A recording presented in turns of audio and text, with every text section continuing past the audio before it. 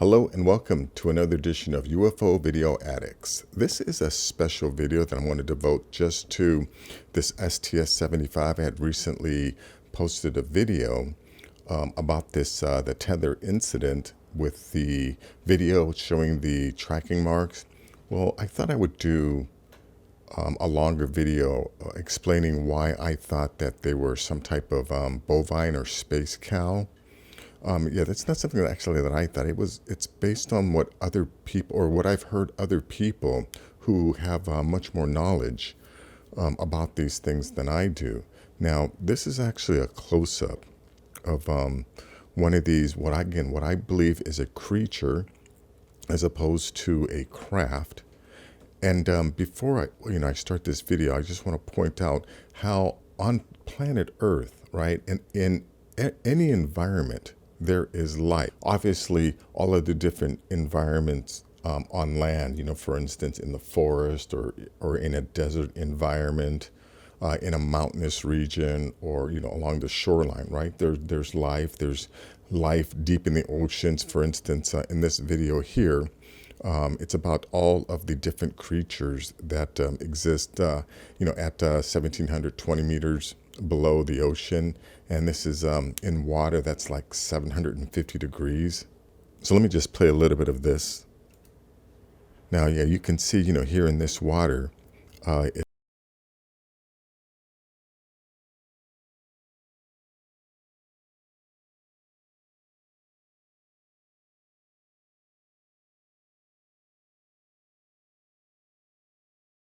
got, these crabs that are living down there.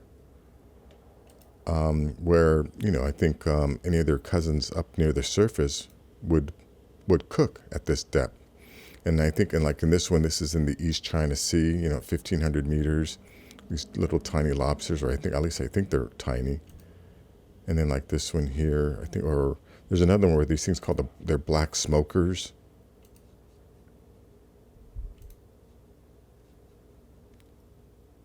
Right, but this is, superheated water, and yet there's all of this life down there. I think these are some kind of a shrimp here.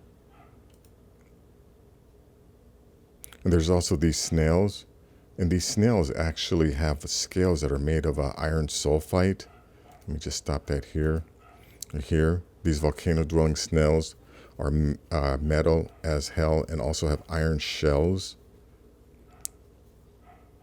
So, my point is that life finds a way of existing in any environment, and as human beings, we have to stop thinking in terms of how we could exist. Most people think that if we can't exist in that environment, then nothing else can.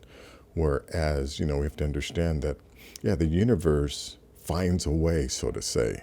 So anyways, with this STS 75 incident, I'm sure most people do know about this, because this has been talked about on Ancient Aliens and, numerous other shows on cable, UFO shows on cable.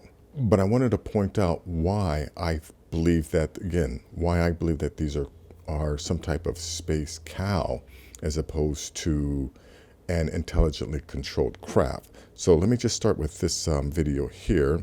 Now, actually, no, let me go back. Let's start with this video here. Now, this is Donna Hare. She was in the Disclosure Project, and, she talks about these things being creatures. And then there's another astronaut that also talks about them being critters. So let me just start by playing this part here. Because I asked him, what are you going to do with this piece of information? And he said, we always airbrush these out before we sell them to the public. So they're pesky little creatures appearing on this photograph they wanted to get rid of. This is a fact of the matter. We were really not sure after John flew whether or not there were critters, living critters out there somewhere. Critters that were captured by NASA on that mission, the STS-75, in 1996. In all my considerable experience of the entire UFO scenario, I have never seen and never expected to see footage like that. And least of all did I expect to see it on film or tape that had been exposed by the government in a NASA mission. The shuttle Columbia in this mission was equipped with a very sophisticated and expensive ultraviolet camera. It was sensitive to the near ultraviolet. And when they were up at 300 miles above the atmosphere, they launched from the Columbia a small satellite with a tether. Not long after it was launched from the Columbia, the tether broke. We record steadily the whole break and coil back to the tether. Copy, Claude. Here we go. Again, this is a view of the satellite. Well, if it had to break, it hit it in the right place. And you see on this astonishing film, you see the satellite go drifting far astern of this orbiting Columbia. The tether, which is 12 miles long, straightens out into a long white line, which you can see as plainly as could be. Columbia and the satellite now 77 nautical miles apart. Now, while this is all going on, a whole covey of UFOs, perhaps 36 of them, manifest to this ultraviolet camera, and they begin moving around, circulating, looking for all the world like something in an aquarium tank. The satellite, again, just moving into sunrise. Now, Houston, of course, down on the ground, is getting this feed from the Columbia, and they ask the astronauts in the shuttle, what can they see? What is it they can see? Guys getting the image? Franklin, we see a long line, a couple of star-like things, and a lot of things swimming in the foreground. Can you describe what you're seeing? Well, the long line is a tether, and there's a little bit of debris that kind of flies with us. It is like a brilliant white bar. It looks like a neon sign, and it's 12 miles long. Now, what this does is give you a sort of cosmic ruler by which you can get an idea and an estimate of the diameter of the UFOs that are flitting around down there. Now, when you see them go behind the tether, that means that you can use that tether like a ruler to measure their diameter. And those things that are down there going behind the tether are between 2 and 3 nautical miles in diameter. One of the things you see over and over again is you see UFOs materialize into the ultraviolet while you watch. You see them come from out of nowhere to the point where they are returning a response to the camera. You also see them dematerialize while you have them under observation. There's 2 of the central things that have gone on with UFOs since day one: materialization and dematerialization. It's going on in this film, 300 miles above the Earth, photographed by your government with your astronauts superintending the whole thing. They completely Yeah, let me just stop that right there. Yeah, did you hear what he said? You know, since day one. So they've obviously been monitoring these things for a long time. And, you know, something else I wanted to point out. I had originally said that these were in the infrared, and I was actually wrong. He said that it's actually the ultraviolet light that these beings exist in. And, you know, you see the numbers of them. To me, it's like some type of a bacteria or, you know, giant space fires. Remember, in space, everything is relative.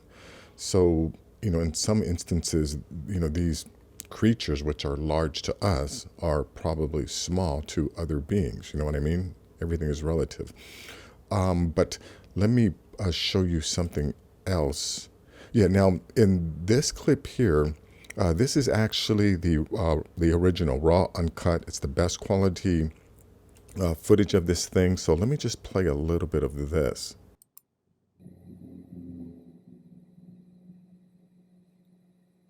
Oh, yeah, I want to point out that look at the number of these things. You know, I find it hard to believe that these are crafts. but it seems more like these are some type of biological entity. Again, and because of their size, I'm calling them space cows or some type of bovine, space bovine. This view showing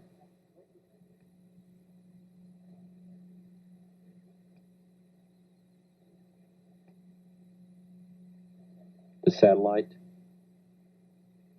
Again, just moving into sunrise. 81 nautical miles now from Columbia. You hear what he said there? This thing right now is 81 nautical miles away, which is why, this 12-mile tether looks as small as it does.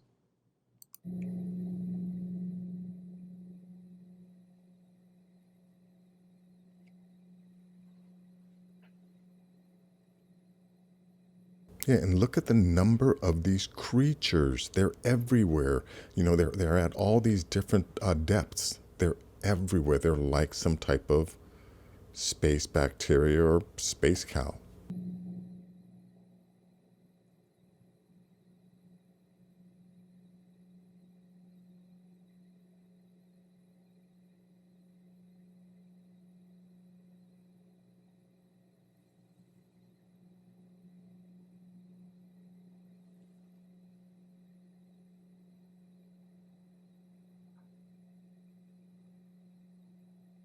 Guys getting the image?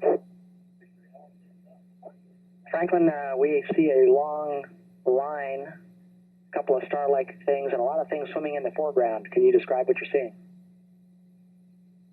Well, the long line is a tether, and there's a little bit of debris that kind of flies with us, and it's illuminated by the sun.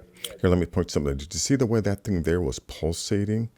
Now, I couldn't find the video that actually did an analysis of it, but let's see. I think it's...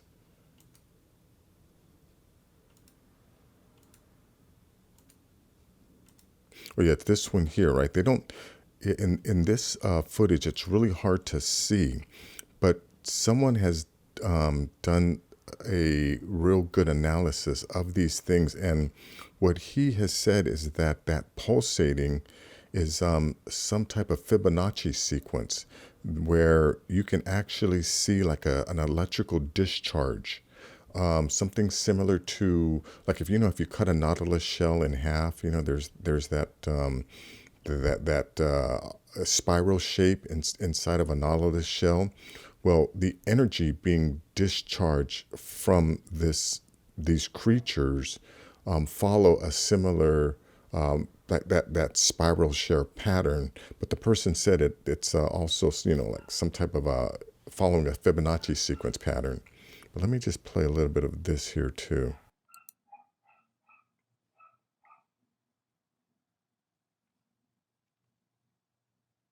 Yeah, the quality of this video isn't good enough, but yeah, if you could really see, you would see some type of electrical discharge coming off of that. Again, like to me, it's a creature. And let's see, what other video do I have? Well, yeah, now this one here is just a negative of of this clip. So this thing is, for sure isn't anything that was created by anyone in a CGI or anything like that. This footage has been out long enough for enough people to analyze it, and it's definitely real. Anyways, there's that, and I also found. Oh yeah, now this is the I think the total 18 minute footage. Now this is right when, again, this is 12 miles long. This is right when it breaks off of or breaks from the space shuttle and starts heading out. And they said the reason why that it breaks is because, once they got this thing out there, it started collecting so much energy. They miscalculated the amount of energy that it could collect, and it basically fried where it was connected to the space shuttle. And Jeff, we're tracking it with the radar, and we do read 0 tension.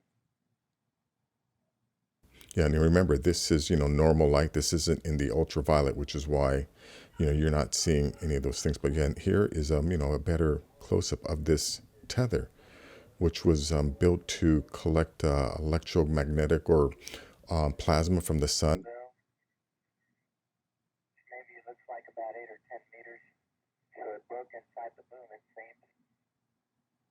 Oh, we've got the brake on. And we don't see any tether movement. It's just laying inside the boom.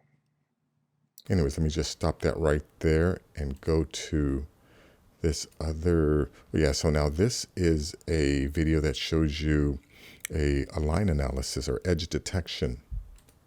And what I find interesting is, this is supposed to detect edges, but I think it has a hard time detecting an edge, because I think, these creatures probably are using some type of electromagnetic energy in order to push themselves around space. So, you're not really getting let me see, let me go forward a little. Yeah, a real defined edge. Let me turn that music down so I don't get any copyright issues with that. But you see that, these are obviously some type of organic being, but this edge detection program isn't getting a defined or a definitive edge, a nice, sharp, definitive edge. It seems to me as if the edge of this creature is malleable. I guess that's the best word. It's not defined. It's malleable. Anyways, there's this video here. I'll leave links to all of these, so of course you can check them out yourself. And this is just a photograph or a image that shows you the trajectory of these creatures. This here is obviously the tether, but this is just a photograph that shows you, a frame by frame sequence showing you the path that these creatures take. And yeah, to me, these things aren't moving like anything mechanical. They move more like bacteria, but again, they're, like the guy said, they're 2 to 3 miles in diameter. So yeah, it's like some type of space cow, bovine, whatever you want to call it. But, there are people within our government who know this stuff is going on. This is going on right above your head. Like I said before, if you could get some infrared goggles or ultraviolet goggles, the things that you would see that are going on right around you would blow your mind. But anyways, that is going to be it for this video. If you like things like this, please give this video a thumbs up. Please share this video. And if you're new to the channel, please subscribe. I'll have more things like this. Take care.